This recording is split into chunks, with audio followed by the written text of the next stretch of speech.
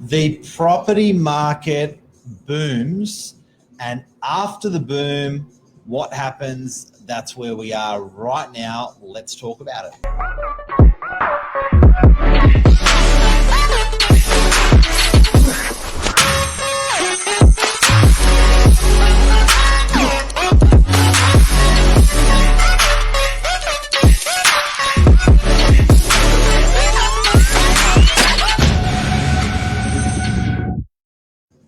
So Mark, we've just come off a really good run. What happens now? Is it scary? Should we all be scared? I reckon it's back to normal, and I think that when it's not the good times, the crazy times, the huge capital growth, I think you sort of stress about it a little bit, Jess. So you go, you sort of start looking around and listening to the negative stuff, which at the moment seems to be the interest rates out there. That seems to be the talk out there, that people are going, what's happening with our rates? Is it going to go up? What are we going to do when it goes up? So I think, yeah. Do you think there's a little bit of it being in the brain rather than actually happening yet? I think we talked about this the other day about how it's thought about so much that it comes into actuality.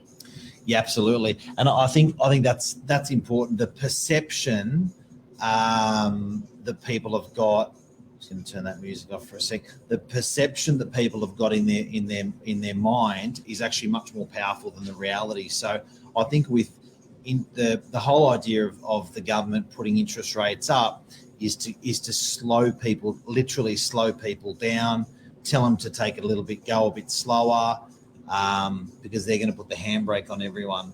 Now, whether everyone puts the handbrake on themselves without the rates going up, it's the same net effect that they're after. Yeah.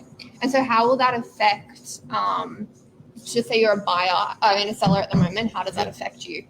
Yeah, good question. So we just went into a presentation tonight. We spoke to a client, and the big question on that client's lips was, have I missed the boat? And I think as a lot of people are saying that. Yeah.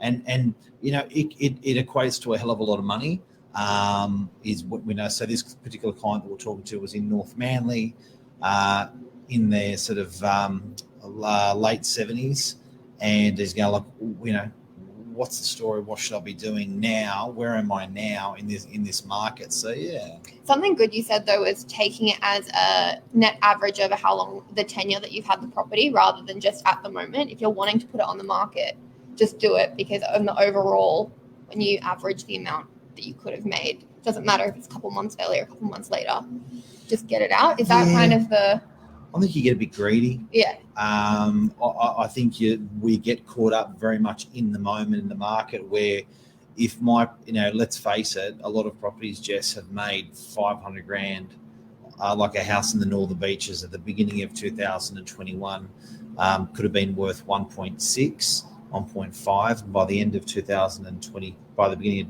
of 2021, that probably could have been sitting at 2.2. There's 500 grand that these guys made. Now, if that property has come back a little bit, which I don't like to admit, but I reckon it probably has slightly on houses and not for units, you've still made 500 grand. Yeah. If it comes back 50 or 100, whatever it is, you've made good money. It's a natural order of things. If something goes really high, it's going to have to dip back down and balance out inevitably anyway. Yeah. And I don't think, and as much as we don't think, but I don't think we wanted the property market to go on as violent as it was. Like, if you had that market going, like I always call it the property bus, and I say the property bus was doing 150 kilometres an hour. To get off the property bus last year or onto the property bus buying last year was a violent ride and adventure. Whereas that property bus now has slowed right down for people. That property bus is probably doing it, 50 to 60 kilometres an hour, a much nicer market.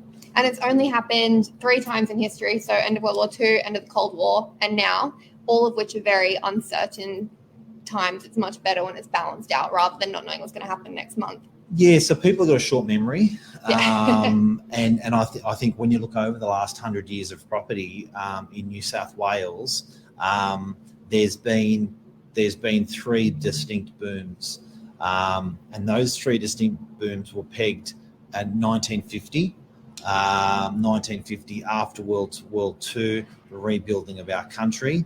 And that other one was 1989. There was a lot of change with the way property taxes were changed, and negative gearing was introduced, and a lot of that stuff have really made a huge change to the market. And then now, so there was, just so everyone knows, guys, there was 100% gain in 1 year in 1950. There was about 26% gain in 1 year in 1989, and there was 22% gain across the state in 1 year, which was last year. So I'm interested when I look at that as to the buyer product, how that corrects. Yeah. And when it corrects, just say that you have listed your property. What's the process of selling going to look like? What are the open homes going to look like? What's the interest going to look like? The final amount it goes for, what's all that going to be like now? Yeah, I think, guys, it's important to look at the when you're looking at selling your home, the net effect of selling your home. So the reality is that selling a unit, it's still a pretty good market. Selling a house, you may be taking slightly less. If you're going up in price, the good news is you're buying that higher price point is selling for slightly less. So I'll use a silly example of 10%, for example. If you're selling at $2 million, 10% less, well, that's 200 grand. But if you're buying at $3 million, that's 300,000. So you're actually, it's a consolidated market. It works out better for you in the end. Yeah. And it will happen whether it's a boom or a not as fast moving market. Either way, you're buying at the same market you're selling in. It's not two different things. You can't buy when it's really low and then sell when it's really high. The majority of people will do it at the same time. Spot on. Yeah. And I reckon you can call that a balanced market. So the property market, we peg when it's a seller's market. That means you've got like so many people coming through your open homes. The prices are going up like crazy. And a seller's market is a great market, obviously, to sell in, and a hard market to buy in. Now, a buyer's market is a pretty rubbish, pretty crappy market. It's when, and days on market, as we spoke about today, but a buyer's market, properties are on the market a long time. Buyers are, you hold on to them like absolute gold if they're making an offer, because the next one's not going to come around for a very, very, very long time. But at the moment, it's sort of right in the middle. It's not a seller's market, not a buyer's market. It's balanced beautifully. So that's why we call it a balanced market. We were talking today about days on the market, and how in the peak it was 18 days, and then the worst you've ever seen it was 100. Yeah, DY got to 130 days. Yeah, crazy. Yeah. So we run a metric. RP Data runs a metric as to when a property first comes onto the market, and to when the property is actually sold, how many days that was. And at the moment, we're sitting about 18 to 24 days in DY for units. That got out to over 120 days for it. That was an average number. That's insane. So it shows you how different that market can be. So with a more balanced market, it means we'll have less people through open homes, which then means that number's going to slightly increase, which will just be part of the normal. Yeah, that's right. So it's nicer. It's a better market. Yeah. What else we got to talk about? What else are we? We've built in equity. I think that's important. This marketplace, in this particular market, now that we've had the boom, the good thing, guys and girls, is you've built in equity, you've built in savings, you've built in a cushion into your property. So relevant to what happens from here on, when you go off history, it doesn't really change much. You've locked that in, which is great. That equity, which is good. All right. So would you rather? Quick question. Yep. Would you rather be a buyer or a seller tomorrow? I reckon buyer. I reckon buyer because it's the long play, it's the long game. Yeah. And I reckon if you can be in a buyer position, you can plant seeds. I think always planting seeds is better than reaping seeds. And it probably comes to an age thing as well. So I don't at the age of 45, I want to be planting the seed still. For sure. I'd love to be a buyer too. Yeah. Yeah. At 22, also would love to be a buyer. Yeah. In our 80s, maybe. Then I think you want to, you want to be reaping the seeds and selling stuff. But certainly not now. Yeah, for sure. More stock. Yes, more stock on the market with longer. Well, that would make sense why you'd want to be a buyer because you have more choice. Yep. There's so much more stuff out there. So if you're buying a house or buying a unit, it's more relaxed. There's more availability of stock. So it did get to a stage through the Christmas period, which is normally skinny already, that we got down to a record 10-year low of 330 properties on the Northern Beaches. Now we're back up to 780 properties on the Northern Beaches. So there's just a lot more selection for people. And what was interesting is pre-market was happening a lot more. Yeah. It would make it frustrating as a buyer when you're not even seeing things have a signboard up and they're already sold. Yeah. So in this market, it's a lot better, to even get the opportunity to walk through. And people weren't even getting the chance to see the property. No, there was so much more FOMO. We've got some comments there. See if we've got any questions, guys. Buy more, says Luke. Bill says there's a second wave to come. Just look at supply and demand. I reckon you could be right, Bill. Talking about that second wave, Bill, I don't think we've truly factored in the sea change and the tree change on an international scale. Yeah, because now the borders are open. For sure. So people have, I think, lived out that their inhibition. If they want a tree change, if they want a sea change, they've affected that change now over the last 2 years. 2 years is still a short period, but I think a lot of people have pulled the ripcord out and said, I'm going north, I'm going south, I'm out of here. But if you think about it, guys and girls, that is a domestic market. That's people going from DY to Coffs or DY to Newcastle or DY to Port. And that's people going from eastern suburbs to DY to Northern Beaches, from North Shore to Northern Beaches. Even in rentals, though, this is also happening in the last couple of months because a lot of the international students came in. Yeah. And so rental property was going really quick and a lot of people haven't been able to find because the stock's going so fast. Yeah. So that alone, let alone when people start buying from overseas and coming over, it'll be a second wave. It's an interesting market. Yeah. And I would have thought that rental market is very reactive to the sea change, tree change internationally to happen fast. Mm-hmm. So you just confirmed that's happened fast. But now that international thing, if I'm going to be booking Little Billy and I'm overseas, I'm probably going to start aiming for January to migrate my family over. Airports are open, paperwork is in place. And then they'll start bringing their IP and their money into Australia. Yeah, for sure. I think Bill's right on that one. Now, stable, up or down for Sydney? What do you reckon? I reckon stable for a little bit. There's been too much crazy, and to balance out the crazy, there has to be some balance, some stability. Yeah. From last year, it was a volatile market. You didn't know what was going to happen in the next week, in the next month. Yeah. It would make sense. Everything has a up and a down. Absolutely. It's all relative, says Bill. The market cycle is unlike any other previous cycles. It is, but it's very different. But if you do look back on the last 20 years, and I brought that up on my phone, I don't know if we're going to be able to put that on the camera, but these are the last cycles, guys. I urge everyone to remember this when it comes to sentiment. See if I can bring that up there. Oh, look at that. That did a good job. Yeah. See that? Boom, boom. Boom, boom, boom, says Vel. So 1950, we did 111%. 1989, we did 29% and 22% there.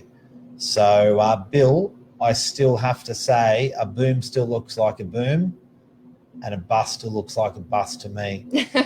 Do you know what I mean? They go up there. Now, what's interesting is the corrections, guys. See the zero on the far left of the screen. I don't know if you can see that well, but that zero on the far left of the screen there, that's how much the property market corrects. So I'm not scared about the correction. When the market corrected downwards, it didn't go to negative much. When it went up 111%, it went negative 18%. When it went up 29%, it went negative 7%. So I think we've actually had that correction in the market, and yes, it's all relative. Vel says, what about Narrowena?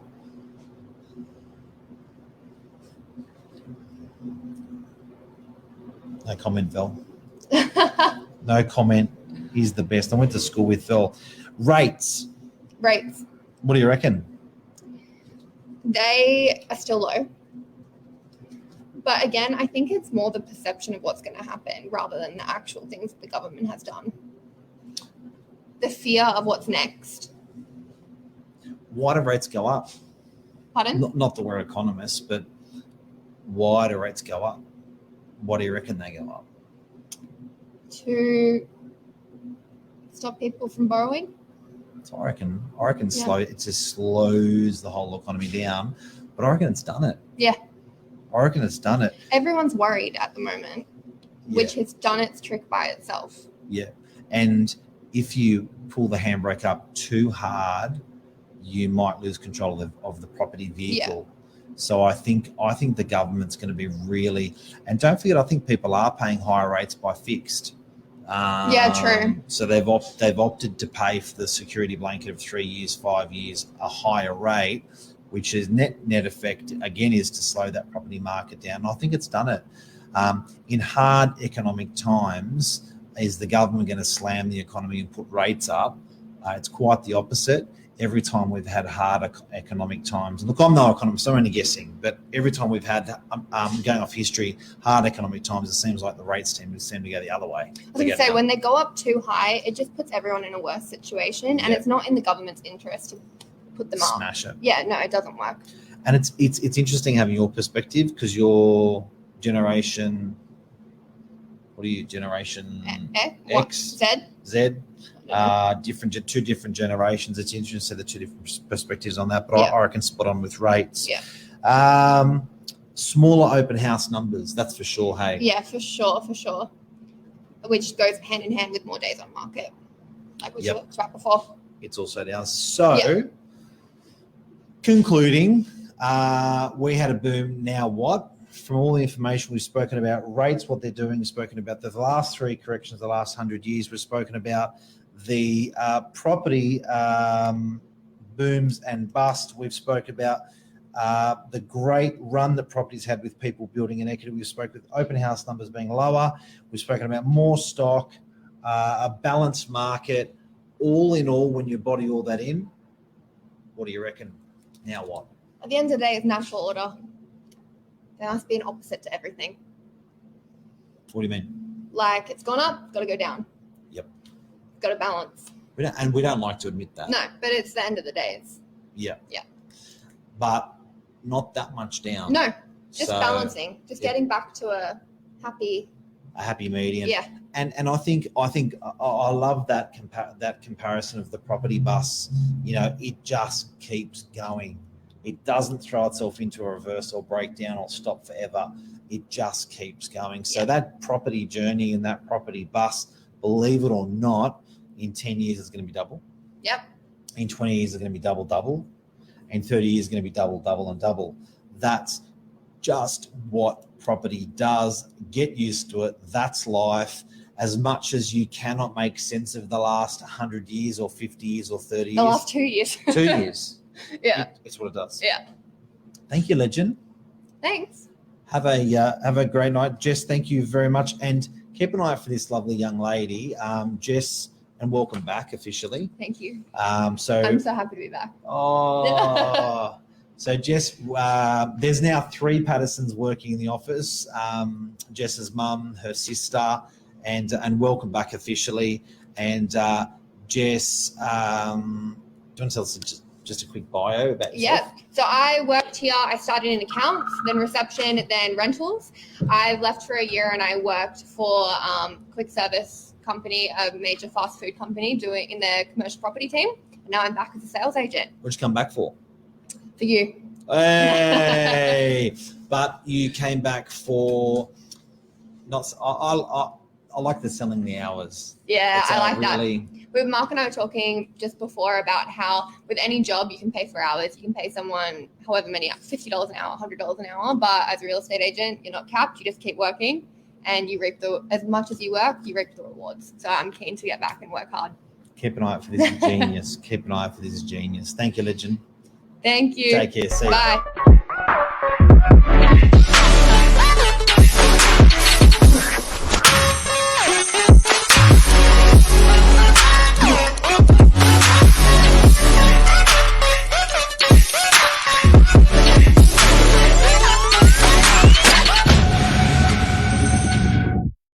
Oh, Jess, look, I didn't turn it off. Oh no. Oh my God. Oh, Hello, no. everyone. Bye, everyone. Oh, bye.